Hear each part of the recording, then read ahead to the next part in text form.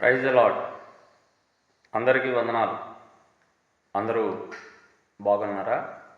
బాగుండాలని ప్రభు అయిన యేసుక్రీస్తు వారి పేరిట ప్రార్థిస్తున్నాను. మరి ఈ దినము ఈ సమయంలో పరిశుద్ధ గ్రంథంలో ప్రభువారు చెప్పిన మాటల ప్రకారంగా మనం నడుచుకుంటున్నామా లేదా? అందరూ కూడా ఎందుకు నడుచుకోవాలి, నడుచుకోవటం అంటే ఏంటి అనే ఆలోచన మనం చేస్తే, ఎందుకు నడుచుకోవాలి, నడుచుకోవటం అంటే ఏంటి, ఎలా నడుచుకోవాలి అంటే, నేనే మార్గం, నేనే సత్యం, నేనే జీవం ప్రభు సెలవు ఇచ్చారు. అంటే ఈ మూడిట్లో ఏమున్నది? ప్రభు ద్వారానే దేవుని దగ్గరికి, పరలోకానికి వెళ్ళడానికి దారి ఉన్నది, మనకి మార్గం ఉన్నది ప్రభు అయిన యేసుక్రీస్తు వారి ద్వారానే. తర్వాత ఆయనలో ఏమున్నదంటే, ఎవరికి ఈ లోకంలో ఎవ్వరూ లేరు అలాంటి సత్యం కలిగిన దేవుడు. సత్యం, నేనే సత్యం అని అంటున్నాడు ఆయన. ఆ సత్యాన్ని అనుసరించినట్లు మనకి బోధిస్తూ ఉన్నాడు. ఎవరైనా? జీవాధిపతి, మరణించి తిరిగి లేచిన ఆయన యేసుక్రీస్తు ప్రభువారు. ఆయనే ఏమంటున్నాడో తెలుసా?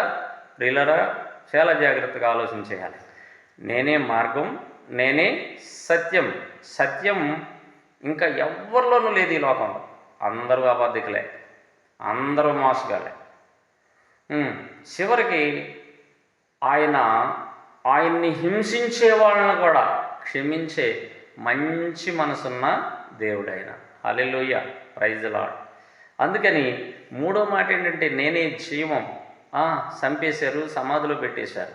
మూడో రోజుని లేచిన మృత్యుంజయుడైన, కరుణామయుడు, దయగల దేవుడు, బలవంతుడొక దేవుడు, నిత్యుడొక తండ్రి అయిన ఆయనలో ఏమున్నది? జీవం ఉన్నది. అంటే మరణం ఆయన్ని బంధించలేకపోయింది. అందుకని ఆ మరణం గెలిచిన యేసయ్యలో మనము ఏమై ఉండాలి? కుమారులుగా, బిడ్డలుగా, ఆయనకు లోబడిన వారిగా, ఆయన పిల్లలుగా మనం ఉండాలని ఆయన వాక్యం ద్వారా మనకు తెలియజేస్తూ ఉన్నాడు. అందుకని పరలోకానికి మనం వెళ్ళాలి. పరలోకానికి మనం వెళ్ళాలంటే యేసుక్రీస్తు ప్రభువుని మనం సొంత రక్షకుడిగా అంగీకరించాలి. పరలోక రాజ్యం డబ్బుతో కొనేది కాదు, లేకపోతే దౌర్జన్యం చేసి పరలోకానికి వెళ్ళేది కాదు.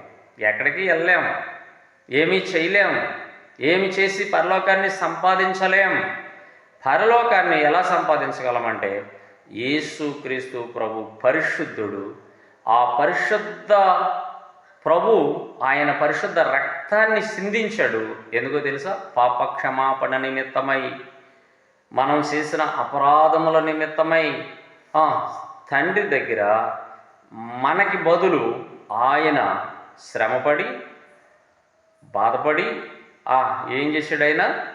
ఆయన రక్తాన్ని సిందించి మధ్యవర్తిగా ఉండి తండ్రితో సమాధానపరచడానికి మనల్ని ఆయన క్షమించాడు, మన్నించాడు, మన పాపాల నుండి విడుదల చేశాడు.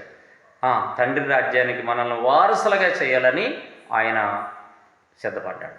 అందుకని దేవుని బిడ్డలారా, పరలోకానికి వెళ్ళకపోతే నరకానికి వెళ్తాం. పరలోకానికి వెళ్ళకపోతే నరకానికి వెళ్తాం. మనం నరకానికి వెళ్తే ఆత్మకు మరణము లేదు కాబట్టి చాలా హింసించబడతాం, ఇబ్బందులు పడతాం. అంటే ఆ ఆత్మ అక్కడ శ్రమ పడుతుందని చెప్పి వాక్యం ద్వారా తెలియజేస్తున్నారు. ప్రతి గ్రంథంలోనూ చెప్తున్నారు. అందుకని నమ్మిన వారి ధన్యులు. నమ్మకపోతే చేసేది ఎవరు ఏం లేదు. కాకపోతే యేసుక్రీస్తు ప్రభువుని నమ్మిన వారు ఎవరో కానీ తప్పులు చేసేవాళ్ళు, అబద్ధాలు ఆడేవాళ్ళు, మోసాలు చేసేవాళ్ళు సాధ్యమైనంత వరకు ప్రభు నిజమైన దేవుడని నమ్మిన వారు, ప్రభువుకి భయపడేవారు ఆయన వాక్యానికి లోబడతారు, ఆయనలో జీవిస్తారు, ఆ రాజ్యం కొరకు ఎదురు చూస్తారు, ఆయన రాక కొరకు ఎదురు చూస్తారు. అందుకని ప్రియమైన దేవుని బిడ్డలారా, ప్రతి ఒక్కరూ కూడా సిద్ధపడాలని ప్రభు పేరిట మనవి చేస్తున్నాను. ఈ చిన్న మాటలు, ఈ కొద్ది మాటలు మీరు విని దేవుని రాజ్యానికి వారసులు కావాలని నేను మీకు తెలియజేస్తున్నాను. మరి లైక్ చేయండి, షేర్ చేయండి.